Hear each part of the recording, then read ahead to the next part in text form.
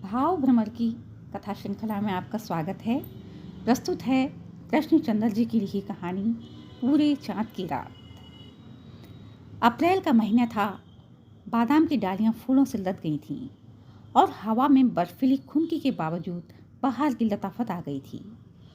बुलंदो बाला तंगों के नीचे मखमली धूप पर कहीं कहीं बर्फ के टुकड़े सफ़ेद फूलों की तरह खिले हुए नजर आ रहे थे।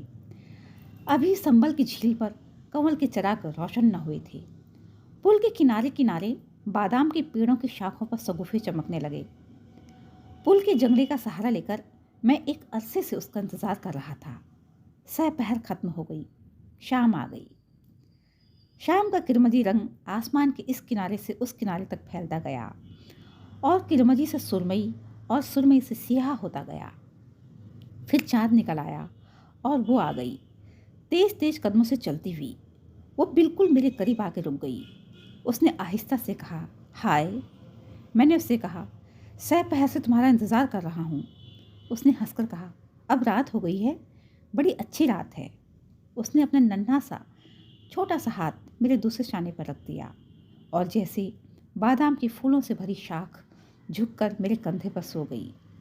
देर तक वो खामोश रही, फिर हंसी और बोली, अब्बा पगडंडी के मोड़ तक मेरे साथ आए थे क्योंकि मैंने कहा मुझे डर लगता है। आज मुझे अपनी सहेली रज्जू के घर सोना है। सोना नहीं, जागना है, क्योंकि बादाम के पहले शगुफों की खुशी में हम सब सहेलियां रात भर जागेंगी और गीत गाएंगी। मैं तो सहपहर से तैयारी कर रही थी इधर आने की, लेकिन धान साफ करना था और कपड़ों का ये जोड़ा जो कल धोया था आज सूखा न था। उसे आग पर सुखाया और अम्मा जंगल से लकड़ियाँ चुनने गई थी। वो अभी आई न थी। जब तक वो ना आती मैं मक्के के भुट्टे और खुश्क खुबानियाँ और जरवालो तुम्हारे लिए कैसे ला सकती थी। देखो, ये सब कुछ लाई हूँ मैं तुम्हारे लिए। हाय, तुम सचमुच खफा खड़े हो। आज पूरे चाँद की रात है। आओ, किनारे लगी कश्ती खोलें और झील की सैर करें। उसने मेरी आंखों में देखा और मैंने उसकी मोहब्बत और हैरत में गुम पुतलियों को देखा, जिनमें उस वक्त चाँद चमक रहा था। और ये चाँद मुझसे कह रहा था, आओ कश्ती खोल के झील के पानी पर सैर करो।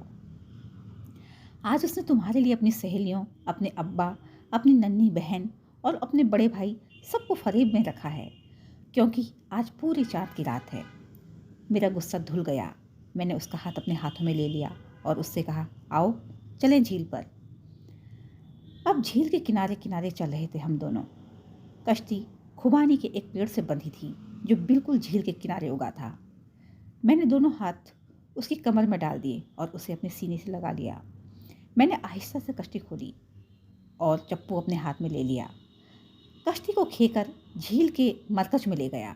यहाँ कश्ती आप ही आप खड़ी हो गई, न इधर बहती थी न उधर। मैंने चप्पू उठाकर कश्ती में रख लिया। उसने पोटली खोली, उसमें से जरवालो निकालकर मुझे दिए और खुद भी खाने लगी। वो बोली, ये पिछली बार के हैं। मैं जरवालो खाता रहा और उसकी तरफ देखता रहा। नर्म नर्म, बहुत मीठी हैं ये, मैंने कहा। उसने एक गुठली को दांतों से तोड़ा और खुबानी का बीज निकाल के मुझे दिया। खाओ। बीज बादाम की तरह मीठा था। ऐसी खुबानियाँ मैंने कभी नहीं खाई। उसने कहा, यह हमारे आंगन का पेड़ है। हाँ, खुबानी का एक ही पेड़ है, मगर इतनी बड़ी और मीठी खुबानियाँ होती हैं कि मैं क्या कहूँ।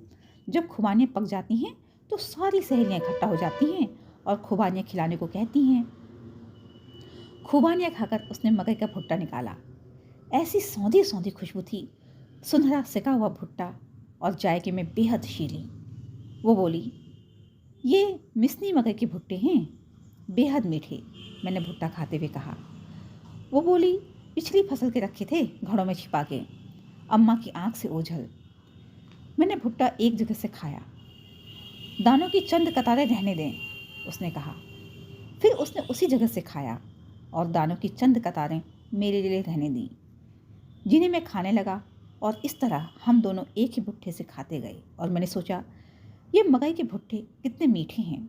मैंने मुसरत से उसकी तरफ देखा और कहा, आज पूरे चाँद की रात को जैसे हर बात पूरी हो गई। कल तक पूरी न थी, आज पूरी है। उसने भुट्टा मेरे मुंह से लगा दिया।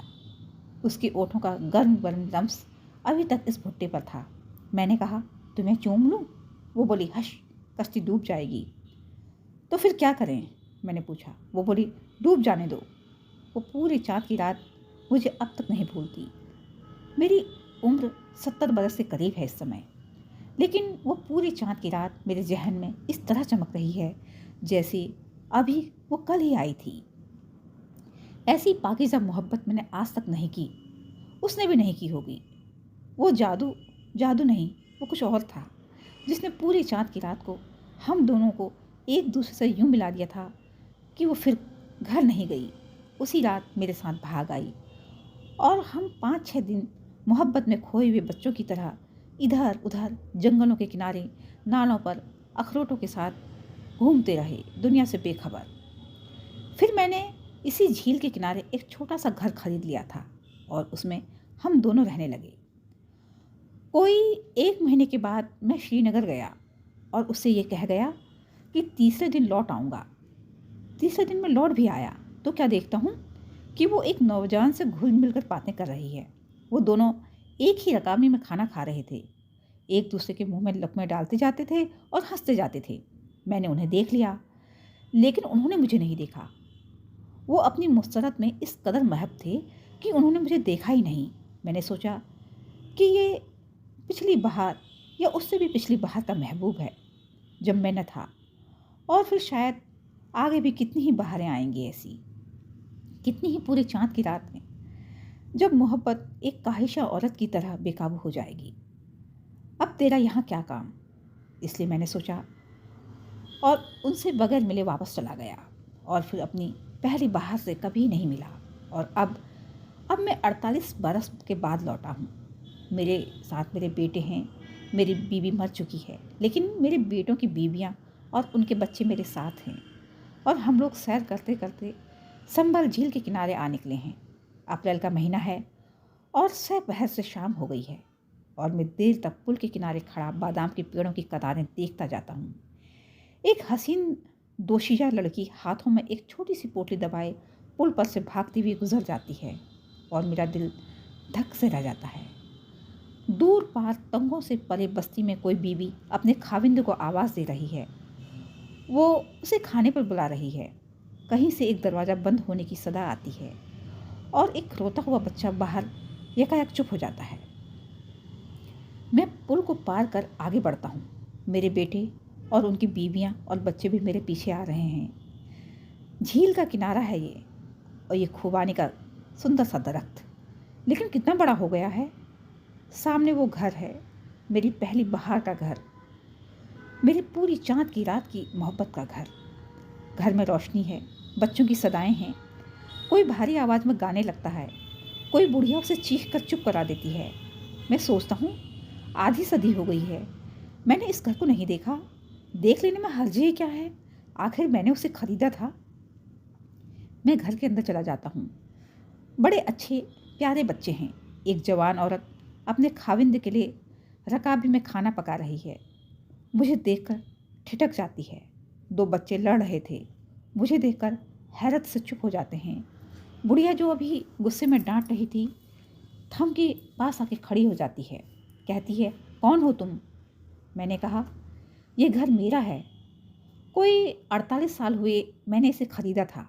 बस इस वक्त तो यूं ही मैं इसे देखने चला आया, आप लोगों को निकालने के लिए नहीं आया हूँ। ये घर तो बस समझिए अब आप ही का है। मैं तो यूं ही, ये कहकर लौटने लगा। बुढ़िया की उंगलियां सख्ती से थम पर जम गई। उसने सांस जोर से अंदर को खींची और बोली, तो तुम हो? अब इतने बरस के बाद कोई कैसे पहचाने? वो देर तक खामोश खड़ी रही। मैं नीचे आंगन में चुपचाप खड़ा उसकी तरफ देखता रहा। फिर वो आप ही आप हंस दी, बोली, आओ मैं तुम्हें अपने घर के लोगों से मिलाऊं। देखो, ये मेरा बड़ा बेटा है, ये इससे छोटा है, ये बड़े बेटे की बीवी है, ये मेरा बड़ा पोता है। सलाम करो बेटा। ये पोती, ये मेरा खाविंद है। उसे जगाना नहीं, परसों से उसे बुखार आ रहा है, सोने दो उसे। वो बोली, तुम्हारी खातिर क्या करूं? मैंने दीवार पर खूंटी से टंगे मकई के भुट्टों को देखा। हम दोनों मुस्कुरा दिए। वो बोली, मेरे तो बहुत से दांत झड़ चुके हैं, जो हैं भी वो काम नहीं करते। मैंने कहा, यही हाल मेरा भी है, भुट्टा न खा सकूँगा। मुझे घर के अंदर घुसते देखकर मेरे घर के अफराद भी अंदर चले आए थे। बच्चे एक दूसरे से बहुत जल्द घुल मिल गए। हम दोनों आहिस्ता आहिस्ता बाहर निकल आए। वो बोली, मैंने 6 बरस तक तुम्हारा इंतज़ार किया, तुम उस रोज़ क्यों नहीं आए? मैंने कहा, मैं आया था, मगर तुम्हें किसी दूसरे नौजवान के साथ देखकर वापस चला गया। क्या कहते हो? वो बोली, हाँ, तुम उसके साथ खाना खा रही थी, एक ही रकाबी में, और वो तुम्हारे मुंह में और तुम उसके मुंह में लुक़्मे डाल रही थी। वो एकदम चुप हो गई, फिर ज़ोर ज़ोर से हंसने लगी। क्या हुआ? मैंने हैरान होकर पूछा। वो बोली, अरे वो तो मेरा सगा भाई था, वो मुझसे मिलने आया था। उसी रोज़ तुम भी आने वाले थे। वो वापस जा रहा था, मैंने उसे रोक लिया कि तुमसे मिल के जाए, तुम फिर आए ही नहीं। वो एकदम संजीदा हो गई। 6 बरस मैंने तुम्हारा इंतज़ार किया।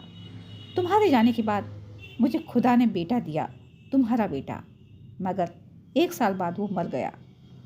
4 साल और मैंने तुम्हारी राह देखी, मगर तुम नहीं आए। फिर मैंने शादी कर ली।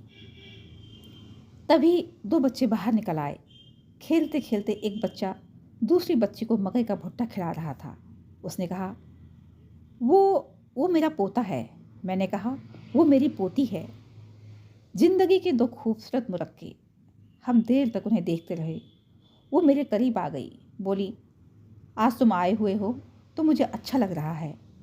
मैंने अब अपनी ज़िंदगी बना ली है, मेरा हरा भरा घर है, और आज तुम भी आए हो, मुझे ज़रा भी बुरा नहीं लग रहा है। मैंने कहा, यही हाल मेरा है। सोचता था ज़िंदगी भर तुम्हें नहीं मिलूँगा, इसीलिए इतने बरस इधर कभी नहीं आया। हम दोनों चुप हो गए। बच्चे खेलते खेलते हमारे पास आ गए। उसने मेरी पोती को उठा लिया, मैंने उसके पोते को, और हम दोनों खुशी से एक दूसरे को देखने लगे। इसकी पुतलियों में चाँद चमक रहा था, और वो चाँद हैरत और मुसर्रत से कह रहा था, इंसान मर जाते हैं पर ज़िंदगी नहीं मरती। छोटी छोटी मोहब्बतें भी ख़त्म हो जाती हैं, लेकिन ज़िंदगी की बड़ी और अजीम सच्ची मोहब्बत हमेशा कायम रहती है। बच्चे हमारी गोद से उतर पड़े, क्योंकि वो अलग से खेलना चाहते थे। वो भागते हुए खुबानी के दरख्त के करीब चले गए, जहाँ कश्ती बंधी हुई थी। मैंने पूछा, क्या ये वही दरख्त है? उसने मुस्कुराकर कहा, जी नहीं, ये दूसरा दरख्त है। धन्यवाद।